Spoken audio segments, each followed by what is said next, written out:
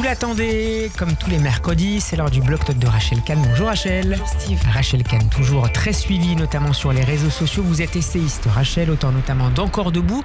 La République à l'épreuve des mots, publié aux éditions de l'Observatoire. On va un peu parler des réseaux sociaux, mais par un biais un peu différent et plus malheureux. Vous vous intéressez cet après-midi, en effet, aux sociétés Orpi et Optical Center, visées tous les deux dans des circonstances certes très différentes par une cabale. La première après une altercation autour de Gaza entre l'eurodéputée insoumise Rima Hassan et un employé d'une agence dans le 10e arrondissement de la capitale, employé par la suite limogé. Orpi visé ensuite d'abord en ligne, mais aussi physiquement, matériellement, notamment avec son agence de Marseille qui a été incendiée. De son côté, le réseau Optical Center est lui mis en cause pour son soutien en lunettes et en lentilles aux soldats israéliens.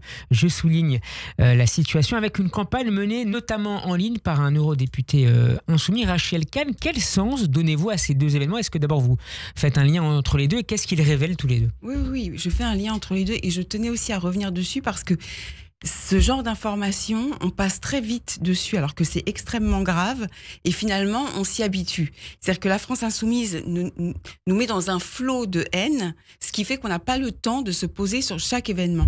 Pour moi, c'est important parce que ça rappelle en creux l'objectif de la France insoumise qui est partagé en fait par la charte du Hamas, mais aussi par le régime iranien, c'est-à-dire la volonté à la fois de rayer Israël de la carte, mais aussi de rayer l'ensemble des juifs du monde, et notamment les Français juifs.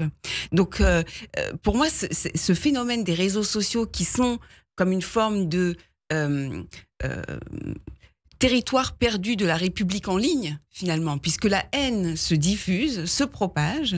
Il se passe l'événement qui s'est passé avec Orpi, où finalement les gens étant poussés à bout par les insultes de Rima Hassan, l'ont insulté aussi, il ne faut pas négliger ce fait, mais ensuite la cabale continue sur les réseaux sociaux, et donc j'en reviens au fait de rayer les juifs de la carte, c'est-à-dire d'un côté, on les... Vous diriez, Rachel, parce que vous dites des mots très forts, vous diriez que la direction de la France insoumise aujourd'hui considère que l'État d'Israël n'a pas sa place au sein de la communauté des nations, en tout cas sous sa forme actuelle? Bien sûr, en sous-texte, faudrait être alors soit complètement candide, soit irréaliste. Alors ils pourront toujours dire mais non, on veut pas dire ça, on est antisioniste, etc. On a vu le négationnisme, le révisionnisme, les intimidations, les disqualifications, pointer des citoyens du doigt, mettre des cibles dans le dos. Et aujourd'hui, ce sont des marques. Parce qu'en fait, cette volonté de rayer Israël de la carte et cette volonté d'intimider l'ensemble des Juifs se structure sur deux méthodes. La première, c'est une méthode de communication, génocide, apartheid, colonisation. Et la deuxième, c'est une guerre économique, où en fait, on va pointer du doigt des entreprises. Le fameux name and shame. Exactement. Pour que finalement... Nommer et faire honte. Pour que les Juifs, justement, soient dans ce judaïsme clandestin, ne participent plus à la vie de la collectivité ni de leur entreprise et soient dans une forme de repli identitaire. Donc finalement, qu'ils disparaissent du paysage politique français. Comment est-ce que... Alors j'allais dire la communauté, mais en réalité, là, on n'est pas dans la communauté, on est plus que ça. On est dans des personnes qui travaillent dans telle ou telle entreprise et qui sont juifs ou pas d'ailleurs, dans le cas d'Orpi, et qui sont visés. Alors évidemment, les deux cas sont malgré tout assez différents. Quelle réaction tout cela peut susciter selon vous? Alors, pour sortir de ce cercle de la haine, qui a des conséquences très, pour le coup, très, très physiques. Hein. Absolument. Là, on a vu l'incendie Orpi. De toute façon, les deux situations sont liées. Avec des menaces de mort, des publications d'adresses. Des publications d'adresses, des publications de numéros de téléphone. C'est-à-dire qu'on arrive à un stade très grave. Et je n'arrive pas à comprendre comment l'État ne prend pas cette situation en main. C'est-à-dire de manière extrêmement rapide et forte. Il y a une espèce de vide comme ça, de flottement. Une léthargie. Une léthargie. Alors peut-être que c'est du fait justement de cette intimidation. Finalement, cette haine-là, elle a tellement imbibé les esprits qu'on a l'impression que l'État tremble. L'État ne fait rien et laisse faire. Et aussi, nous, en tant que citoyens, on s'habitue finalement à cette haine.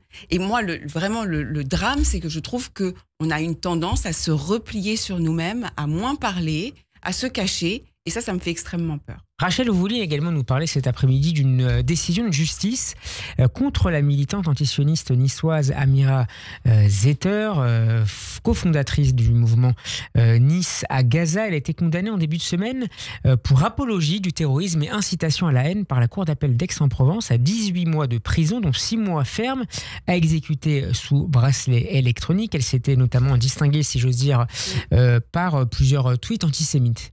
Alors encore une fois, la haine en ligne, territoire perdu de la République numérique, où on laisse passer certains messages.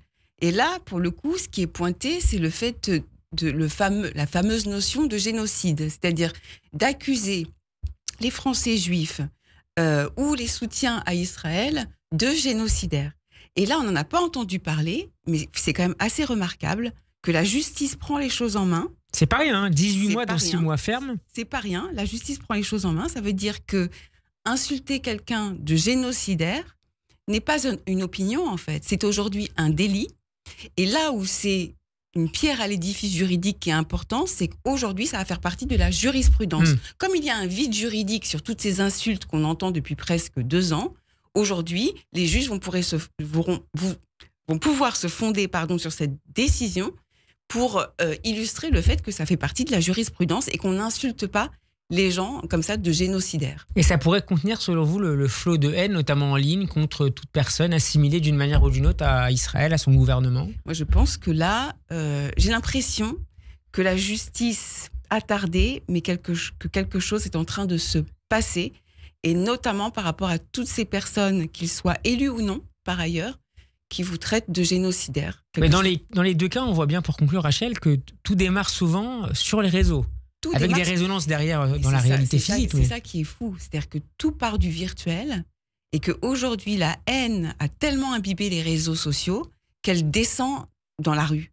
Et en plus, c'est pas faute d'avoir alerté sur les réseaux sociaux. Ça fait une dizaine d'années que l'on dit qu'il doit y avoir du droit au sein des réseaux sociaux. Il faut que Twitter, TikTok et Instagram soient impérativement régulés pour que nous puissions retrouver le chemin de la République. Là, je salue en tout cas la justice par rapport à cette affaire. Merci beaucoup Rachel Kahn d'avoir été avec nous. Votre bloc-notes est à retrouver sur radioj.fr en vidéo, sur YouTube et sur les réseaux, notamment sur Instagram. Très bon après-midi. Merci beaucoup. Et à la semaine prochaine. À la semaine prochaine.